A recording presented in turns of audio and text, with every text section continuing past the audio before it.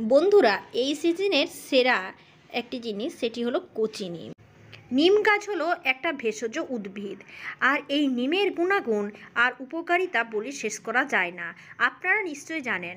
তো এমনি সহজে আমরা নিম পাতা গাছ থেকে পেড়ে খেতে পারি না, কিন্তু এই সিজনে এই কচি নিম আমরা প্রত্যেকেই খেতে পারি। তো কীভাবে এই নিম পাতাটা খাবো? বন্ধুরা, নিম পাতার বিভিন্ন রকমের রেসিপি আমার মনে হয় আমার থেকে আপনাদের ভালো জানা আছে, তবে আমি যেভাবে নিম পাতা খাই সেটা আপনাদের দেখাচ্ছি। কচি নিমটা একটুও তেতো লাগবে না, অথচ খেতে এতই সুন্দর লাগবে, শুকনো এক থালা ভাত উড়ে যাবে এই কচি নিম পাতা দিয়ে। বন্ধুরা, নিম পাতা অনেক কিছুই রেসিপি হয়। নিম পাতার ভর্তা হয়, তারপর সজনে ডাঁটা দিয়ে নিম সজনে যেটা করা হয় সেটাও ভালো লাগে খেতে।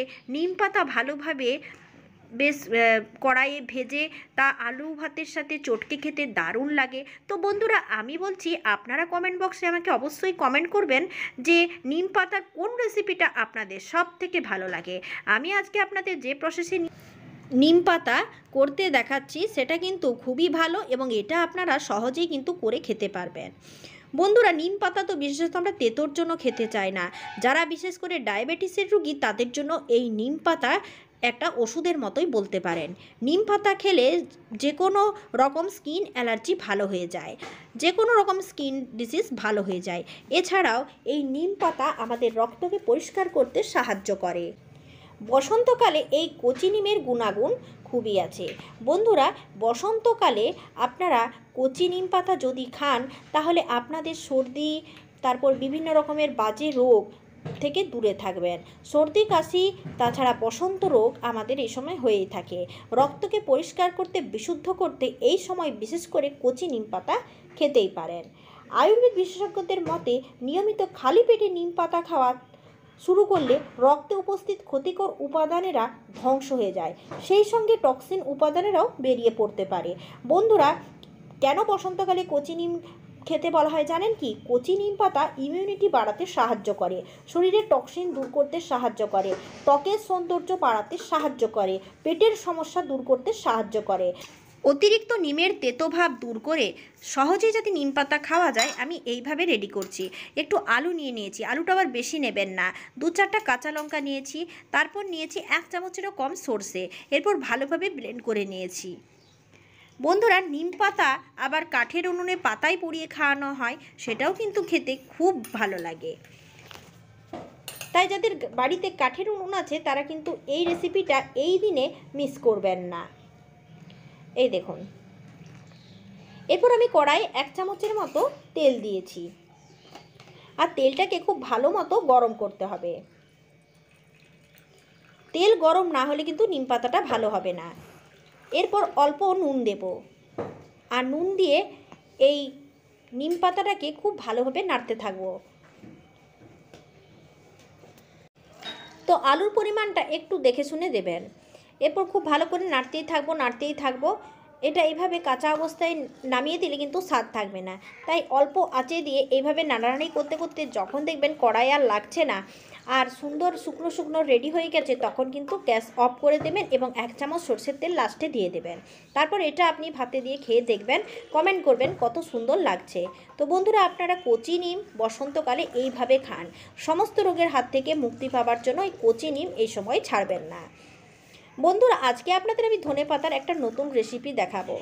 আজকে আমি আমার বাগান থেকেই তুলে নিচ্ছি বেশ বুড়ো বুড়ো এই ধনেপাতা অনেক দিন ধরে হয়ে আছে, কিন্তু ভেবে পাচ্ছিলাম না কিভাবে খাওয়া যায়, কিন্তু ধনেপাতাগুলো নষ্টও হয়ে যাচ্ছে।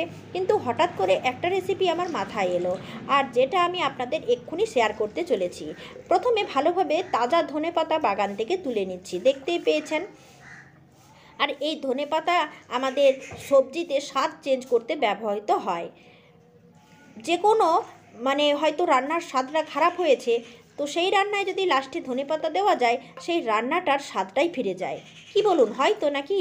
তো আজকে আমি আপনাদের ধনেপাতার একটা নতুন রেসিপি দেখাবো। ধনেপাতার বড়া হয়, ধনেপাতা চাটনি হয়, যেটাকে আমরা গ্রিন চাটনি হিসাবে জানি, কিন্তু আজকে ঘরোয়াভাবে একটা সুন্দর রেসিপি আপনাদের সাথে শেয়ার করছি। বন্ধুরা, ধনেপাতার এই সেন্টের জন্য অনেকেই আবার খেতে চান না, তো এমনিতেই ধনেপাতা তুলে নিয়েছি। এই তাজা ধনেপাতাকে ছোট্ট ছোট্ট করে আমি কেটে নেব, এবং কেটে নেবার পর ভালোভাবে ধুয়ে নেব। দেখুন, প্রথমে আমি জল দিয়েছি আর ধনেপাতাকে ধুয়ে নিচ্ছি। তবে এই রেসিপিটা আপনারা একবার করে খাবেন, সত্যি সত্যি আপনারা ছাড়তে পারবেন না।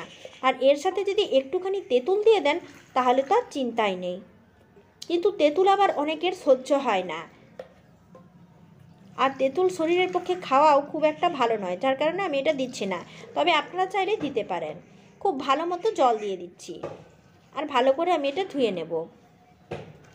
ধনেপাতা খেলে মানুষ পরিপাকতন্ত্রের ব্যাঘাত এবং অন্ত্রের রোগ থেকে মুক্তি পান। তাই পেটের স্বাস্থ্য ভালো রাখতে ডায়েটে রাখতে পারেন ধনেপাতা। ধনেপাতার এখন দামও কম, তাই ধনেপাতা বেটে আমরা খেতেই পারি। ধনেপাতাতে থাকে প্রচুর পরিমাণে আয়রন, যা রক্তশূন্যতা সারাতে বিশেষভাবে সাহায্য করে।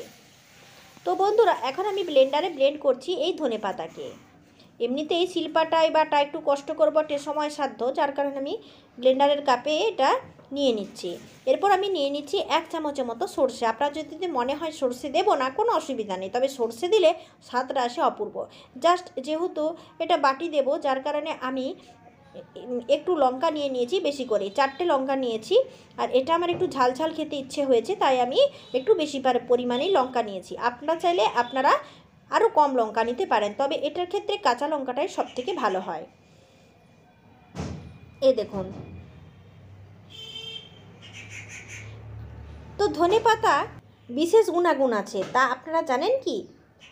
যদি কেউ ধূমপান করেন তার ফলে কি হয়, ঠোঁট কালো হয়ে যায়। এই ধনেপাতার রস আমাদের সাহায্য করতে পারে। বন্ধুরা, ধনেপাতার রস ত্বক ও ঠোঁট দুটিকেই সুন্দর করে তোলে। ধনেপাতা বেটে নিয়ে সোজা তার ঠোঁটে লাগিয়ে নিন, 15 মিনিট রেখে দিন। এভাবে সপ্তাহে মাঝে মাঝে ধনেপাতার রস ব্যবহার করুন, আপনার ঠোঁট হবে সুন্দর এবং গোলাপি। বন্ধুরা, ধনেপাতা পিষে শরবতও তৈরি করা যায়। এই নিয়ম মেনে শরবত তৈরি করলে তা শরীরের পক্ষে ভালো এবং কিডনি সুস্থ থাকে। ধনেপাতা খাওয়ার অভ্যাস থাকলে শরীরে বাজে ধরনের কোলেস্টেরল জমা হয় না। এছাড়াও হজমে সাহায্য করে, পেট থাকে পরিষ্কার। ধনেপাতায় রয়েছে অ্যান্টিঅক্সিডেন্ট, যা গাঁটের ব্যথা দূর করে এবং স্মৃতিশক্তি প্রখর হয়। স্নায়ু সম্পর্কিত বিভিন্ন দিক সচল রাখতে সাহায্য করে এই ধনেপাতা। তো এইভাবে ভালো করে বেটে নিয়ে, কি বলছো? তো দেখুন, ধনেপাতা এইভাবে বাটি বানিয়ে নিন। এরকমভাবে সরষে আর বিভিন্ন রকমের মশলা দিতে পারেন, পেঁয়াজ বাটা, রসুন বাটা। অনেকে রসুন বাটা দিয়ে ছাড়া খেতেই পারে না, তো আরও টেস্টি হয়। তো কিভাবে আপনারা খাচ্ছেন অবশ্যই কমেন্ট করবেন। ধনেপাতার যখন এতই উপকারিতা, তখন এইভাবে বাটি বানিয়েও আপনারা খেতে পারেন। অধিক ধনেপাতা থাকলে তা ফেলে দেবেন না, নষ্ট করবেন না, এইভাবে রেডি করুন। ধন্যবাদ।